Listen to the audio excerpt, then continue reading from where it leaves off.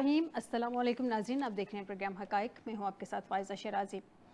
नाज़रीन, बड़ी एहतजाजी तहरीक चलाने का ऐलान तहरीक इंसाफ ने कर तो दिया है। अब ये देखते हैं कि वो एहतजाजी तहरीक किस तरह से चलाते हैं, कितनी पायदार उनकी एहतजाजी तहरीक रहती है। अभी तक ऑन ग्राउंड अगर हम देखें तैयारियाँ उस तरह से हमें नज़र नहीं आ रही। अब से कुछ देर पहले की इत्तलात हैं कि PTI अरकान असम्बली और सैनिटर्स अडियाला जेल के बाहर एहतजाज करेंगे। कुछ अर्सा पहले की बात है, अलीमा बीबी ने कहा था कि अडियाला जेल के बाहर तमाम अरकान असम्बली आ जाएं, एहतजाज करते हैं, मिल के बैठते हैं वहाँ पे और इमरान खान साहब की रिहाई हो जाएगी। लेकिन उस वक्त हमें नज़र नहीं आया था कि कोई इसमें सेटिस्फाइड भी है या कोई इसमें इंटरेस्टेड है, तो वहाँ पे लोग पहुँचे नहीं थे। अलीमा बीबी और बहनें, ज़ाहिर सी बात है, बहनों की अपने भाई के साथ एक उनसियत है, तो वो वहाँ पे गई थी। अब ये जो एहतजाजी प्लान को हतमी शक्ल दी गई है, PTI अरकान कौमी असम्बली अपने मुतल्लिका हलकों में एहतजाज करेंगे। PTI के तमाम अरकान कौमी असम्बली और सेनेटर्स को इस्लामाबाद बुला लिया गया है। मरकज़ी क़यादत की तमाम सूबाई सदूर और चीफ ऑर्गेनाइज़र से मुशावरत मुकम्मल हो गई है। जबकि सबसे इम्पॉर्टेंट पॉइंट जो मेरे नज़दीक है, एहतजाज तहरीक तहफ़्फ़ुज़ आईन पाकिस्तान के प्लेटफॉर्म से होगा। नाज़रीन, अभी परसों ही की बात है कि मुस्तफ़ा नवाज़ खोखर ने इस बात की तरदीद की है कि ये एहतजाज जो है ये इस तहफ़्फ़ुज़ आईन पाकिस्तान के प्लेटफॉर्म से नहीं होगा, बल्कि ये उनको मोरल सपोर्ट देंगे, इनके प्लेटफॉर्म से नहीं होगा। इससे पहले जो थी वो अनाउंसमेंट कर चुके हुए थे ऑलरेडी कि जनाब, जैसे हमने देखा तहरीक इंसाफ की सेकेंड ईयर लीडरशिप है, वो बार बार कह रही थी कि ये तहरीक तहफ़्फ़ुज़ आईन पाकिस्तान के प्लेटफॉर्म से होगा। राजा नासिर अब्बास जो हैं, इसके अलावा चगज़ई साहब हैं, वो इसको लीड करेंगे। लेकिन अभी ऐसी कोई सूरत नज़र आ नहीं रही है। ऐसा लग रहा है कि तहरीक इंसाफ के अंदर खुद ही बहुत ज़्यादा कन्फ्यूजन पाई जा रही है। इसी हवाले से हमें ज्वाइन किया है मोहम्मद अली दुरानी साहब हैं, साबिक़ वज़ीर इत्तलात व नशरियात। बहुत शुक्रिया दुरानी साहब आपका हमें ज्वाइन करने के लिए। अस्सलाम वालेकुम दुरानी साहब। वालेकुम सलाम। सर, सबसे पहले तो मुझे ये बताइए, ये सलमान अकरम राजा साहब कहते हैं कि इमरान खान साहब ने अनाउंसमेंट की है अनाउंसमेंट, और उन्होंने ये डायरेक्शंस दी हैं कि ये जो तहरीक है एहतजाजी तहरीक तहफ़्फ़ुज़ आईन पाकिस्तान के प्लेटफॉर्म से होगी।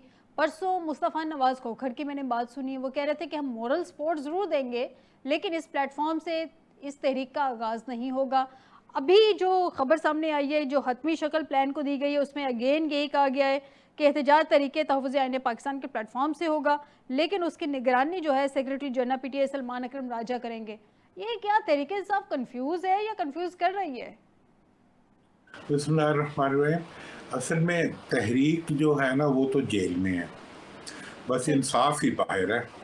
मतलब ये है कि इस वक्त तक जो तहरीक का मुहर्रिक है या तहरीक माजी में चलाने वाला फ़र्द, वो तो जेल में है। जी। बाकी लोग जो बाहर हैं वो बस वो एक अपनी ज़िम्मेदारी का एक टोटल पूरा कर देते हैं। लेकिन तहरीक इस वक्त दो जगह पे चल रही है, एक ठीक है। जेल में चल रही है और एक अवाम में चल रही है। हम्म। तो मैं समझता हूँ कि जितना भी अवाम के अंदर जितना भी सख्ती की जा रही है हुकूमत की तरफ से, जितना भी हुकूमत दबाव डाल रही है, उतना ही ज़्यादा अवाम के अंदर PTI की मकबूलियत बढ़ रही है। हम्म। बाकी जो उनकी लीडरशिप है, वो जैसे आपने बता दिया, मैं ज़्यादा उस पर तबसरा नहीं करना चाहता, लेकिन वो तो एक दूसरे को ही मतलब कैंसिल करने में लगे रहते हैं। अब उनको क्या कहें, बस ठीक है, उन बेचारों का देखें नॉलेज भी नहीं है इतना सियासी।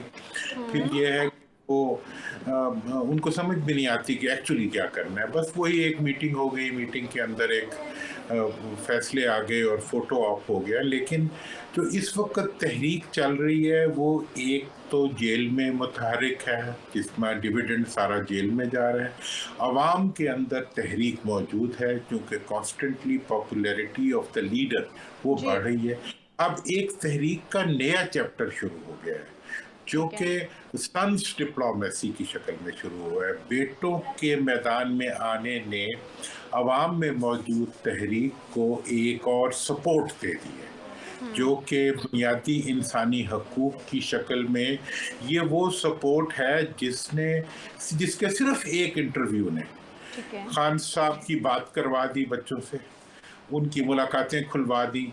मतलब ये है कि उसका इतना दबाव आया हुकूमत के ऊपर कि हुकूमत अपने जो माजी के तमाम जो उनकी स्ट्रॉन्ग वो थी, मतलब एक उन्होंने पत्थर की दीवार बनाई हुई थी, जिसके हम्म। बच्चों की एक फूंक से वो दीवार गिर गई है।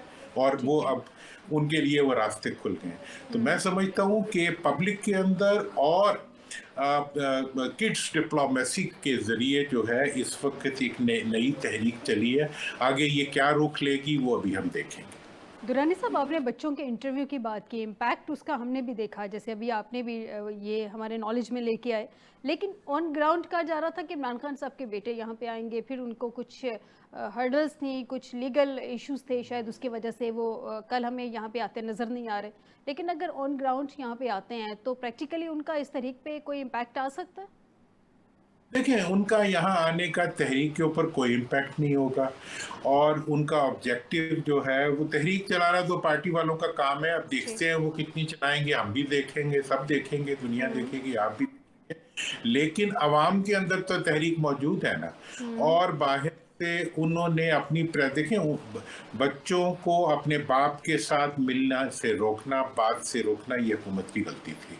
हम्म। और उस गलती को पे जब उन्होंने स्टैंड लिया तो हुकूमत को पीछे हटना पड़ा। ये इमरान खान साहब के जेल में जाने के बाद पहला कदम है जिसमें हुकूमत को पीछे हटना पड़ा हम्म। और ये एक बहुत ही मतलब इसको सप्रेस तो किया जा रहा है इस बात को, लेकिन ये बड़ी एक नोटिसेबल डेवलपमेंट है। दूसरी चीज मैं आपको एक और बता दूं जो इस वक्त डेवलपमेंट हो रही है, जी। वो ये है कि मुझे हुकूमत थोड़ी सी अनरेस्ट में लग रही है। अच्छा। पीडीएम की, पीएमएलएन की लीडरशिप जो है हम्म। वो इस वक्त एक अदम तहफ़्फ़ुज़ का शिकार हो रही है। ठीक स्पेशली है। बड़े मियाँ साहब जो वो मरी में मीटिंग्स कर रहे हैं, इसके बाद जो वो डिप्लोमेटिकली विजिबल हो रहे हैं, उसके अंदर उसके पीछे बहुत सी इस वक्त कहानियां जो हैं वो बाहर आ रही हैं पीएमएलएन के सोर्सेज से, कि हम्म। मियाँ साहब जो हैं वो इस वक्त हुकूमत की कारकर्दगी और हुकूमत का हाइब्रिड शक्ल से मुतमईन नहीं है। अच्छा। और वो अदब इत्मीनान जो है वो अब मुख्तलिफ शक्लों में नज़र आ रहा है और अब वो डिप्लोमेटिकली विजिबल हो गया। देखें, उनका ईरानियन प्रेसिडेंट को रिसीव करने एयरपोर्ट पे जाना और प्रेसिडेंट का पहले लाहौर आना, ठीक है ना जी। वरना हम्म। अमूमन ये होता है कि जिस इस्लामाबाद आते हैं वहाँ से घूम के फिर वापसी पे लाहौर, और फिर वो एक बड़ा ही विजिबल स्टेप है उनका। फॉरेन एम्बेसडर से मिलना और उनसे बातचीत करना ये भी एक विजिबल एक्ट है।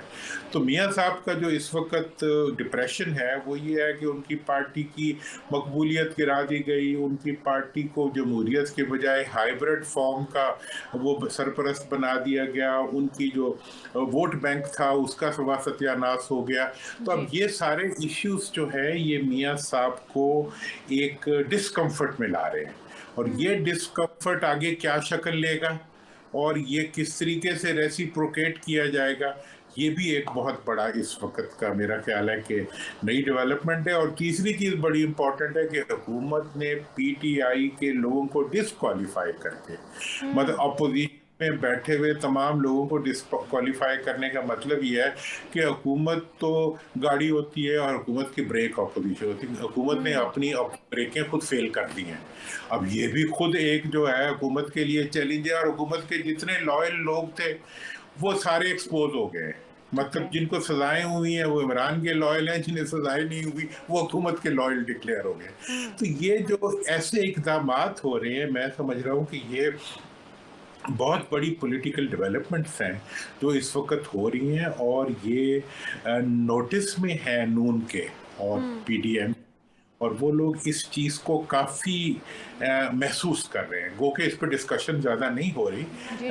आज ये तो ये फर्दर भी डिस्कस हो जाएगी, लेकिन मैं इन चीज़ों को महसूस कर रहा हूँ। दुरानी साहब, आपने बड़े वैलिड पॉइंट रेज किए हैं। आपने बात की है कि नाअहलियों के सिलसिले में मैं इसका एक दूसरा एंगल भी आपसे डिस्कस करना चाहूँगी। ये जो तहरीक चल रही है, हमेशा टाइमिंग हमारे मुल्क में बहुत ज़्यादा मैटर करती है। कोई भी चीज़, कोई भी डिसीजन, टाइमिंग उसके हिसाब से बड़ा मैटर करती है। जैसे जनरल इलेक्शंस होने थे तो एक ही हफ्ते में, एक हफ्ता पहले और एक ही हफ्ते के अंदर 3 फैसले इमरान खान साहब के अगेंस्ट आ गए। उन्होंने इतना इम्पैक्ट दिया कि बेशक हम देखें कि अवाम का रुझान था पीटीआई की तरफ, लेकिन उन फैसलों का बहुत इम्पैक्ट आया 8 के इलेक्शंस में, 8 फरवरी के।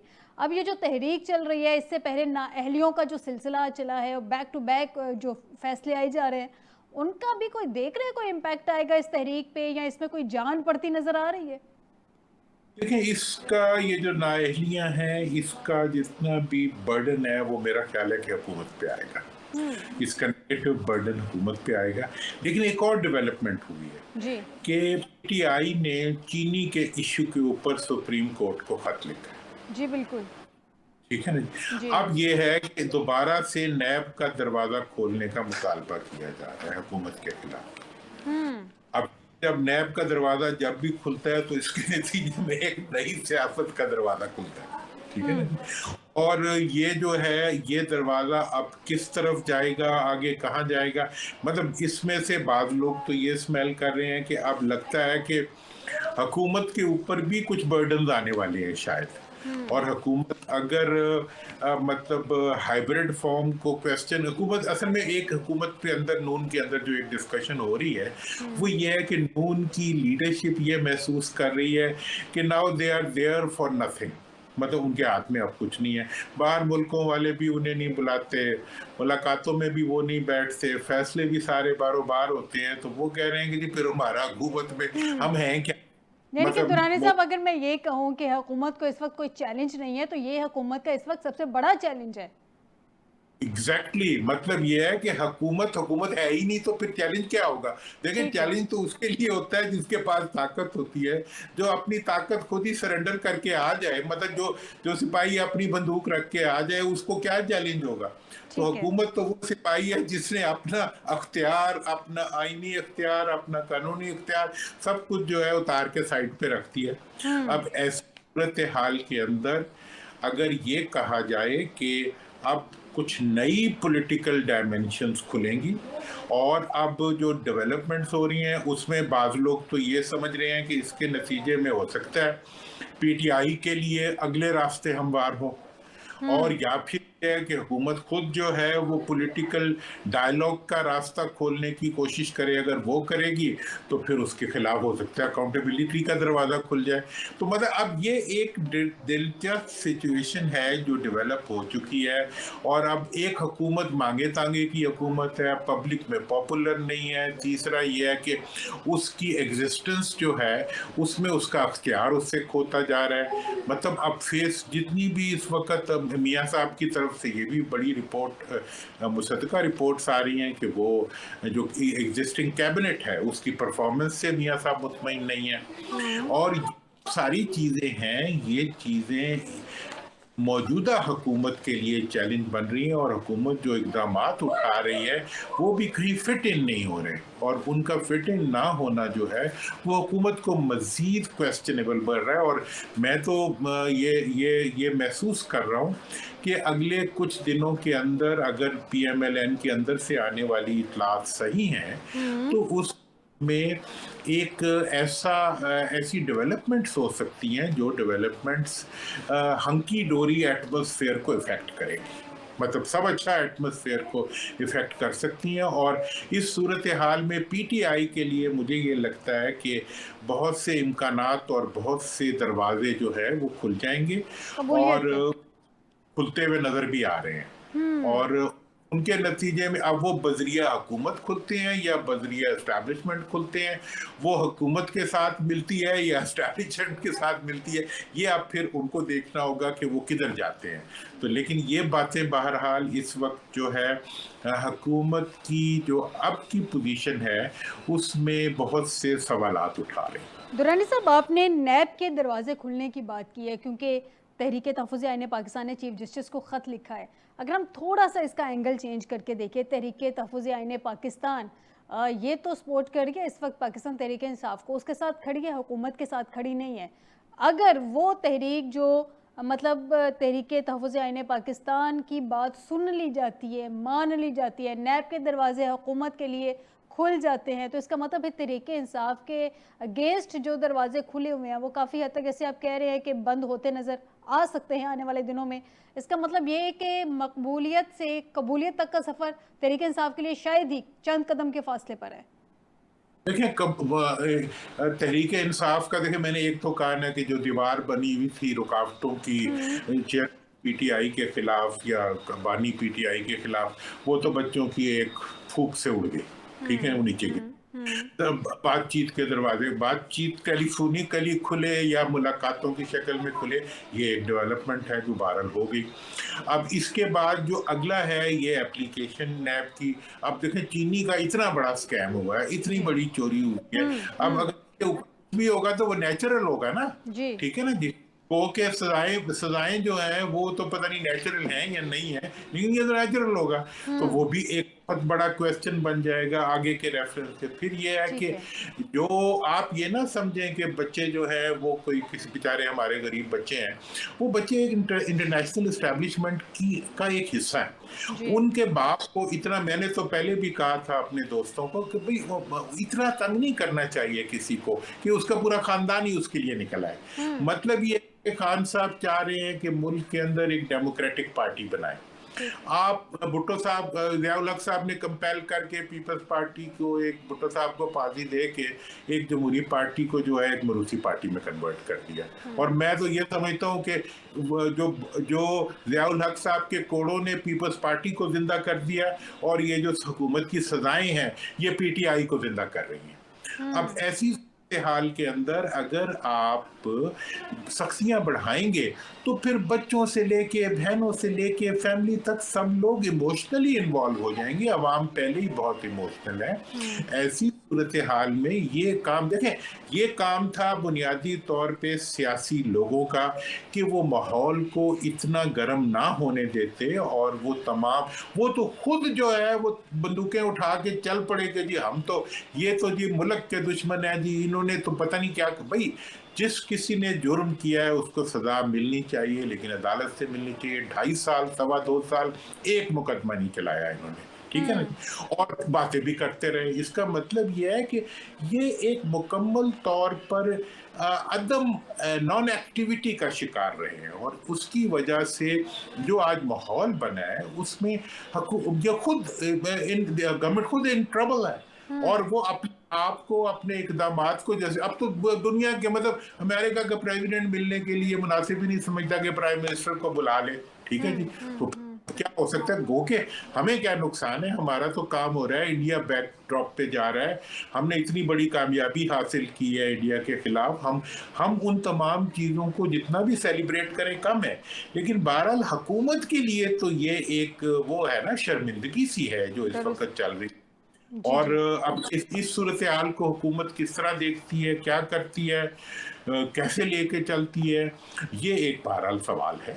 दुरानी साहब, पीएमएलएन की अंदरूनी सियासत में काफ़ी हम देख रहे हैं कि बेचैनी सी पाई जा रही है, जैसे अभी हम डिस्कशन में भी इस चीज़ को लेके आ रहे हैं। लेकिन इसके साथ साथ जो तहरीक इंसाफ जिस पर्पज़ के लिए लेके चल रही है इस तहरीक को, क्या वो पर्पज़ अपना फुलफ़िल कर लेगी, वो कामयाबी हासिल कर लेगी? मतलब गंडापुर साहब ने कैसे बड़े आसानी से सबुटाज कर दिया। 5 अगस्त की तहरीक को जो खान साहब ने कहा था पीक पे लेके जानी है, उसके बाद अभी हम देख रहे हैं कि 14 तक की भी कॉल आ रही है कि शायद 14 तक के मामला आगे चले जाएंगे। उन्होंने 90 डेज़ के भी एक जो है वो टाइम लिमिट दे दिया, पता नहीं वो कहाँ से आई है, इसकी कोई समझ नहीं आ रही कि 90 दिन कहाँ से आ गए हैं। नून लीग के अपने अंदर बेचैनी क्या इन सारी चीज़ों को लेके तो नहीं है? देखें जनाब, जहाँ तक सवाल है पीटीआई का, पीटीआई को ये एडवांटेज है कि पीटीआई नाम है उनके लीडर का। जी। और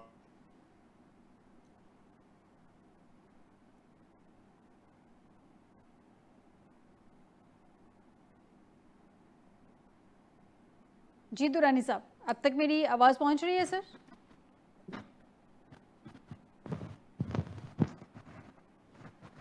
मोहम्मद अली दुरानी साहब हमारे साथ हैं। नाज़रीन, दुरानी साहब की आवाज़ हम तक नहीं पहुंच रही है, लेकिन आपको ये भी बता दूं कि तहरीक तहफ़्फ़ुज़ आईन पाकिस्तान का चीफ जस्टिस को ख़त उन्होंने लिखा है। चीनी बहरान पे आज खुद नोटिस लेने का उन्होंने मुतालिबा किया है, और अपोजिशन इत्तेहाद तहरीक तहफ़्फ़ुज़ आईन पाकिस्तान ने ख़त लिख कर ये कहा है कि जी शुगर इंडस्ट्री में गैर कानूनी पॉलिसियों और इक़दामात पे कड़े एहतसाब किया जाए, इसका उन्होंने मुतालिबा किया है।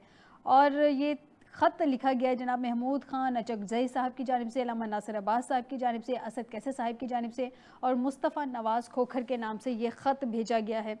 तहफ़्फ़ुज़ आईन पाकिस्तान में नाज़रीन अपने ख़त में ये लिखा है कि जनवरी से चीनी की कीमत तशवीशनाक हद तक 200 रुपये फ़ी किलो तक हम देख रहे हैं। शुगर इंडस्ट्री में गैर कानूनी पॉलिसियों और इक़दामात पे कड़ा एहतसाब होना चाहिए। नाज़रीन, ये सारी चीज़ें तो वो हैं जो होनी चाहिए, लेकिन होनी चाहिए और जो की जा रही है उसमें बहुत फ़र्क होता है। क्या वाकई हमारी हुकूमत कड़ा एहतसाब करना चाहती है? क्या हमारी अदलिया इनका कड़ा एहतसाब करेगी? ये तो आने वाला वक्त बताएगा इस ख़त का क्या इम्पैक्ट आता है। लेकिन बहरहाल sugar mafia out of control है, हुकूमत उसको कंट्रोल करना चाह नहीं रही है या कंट्रोल हो नहीं पा रही है। ये दो मुख्तलिफ एंगल्स हैं। मज़ीद डिस्कशन करेंगे एक ब्रेक के बाद।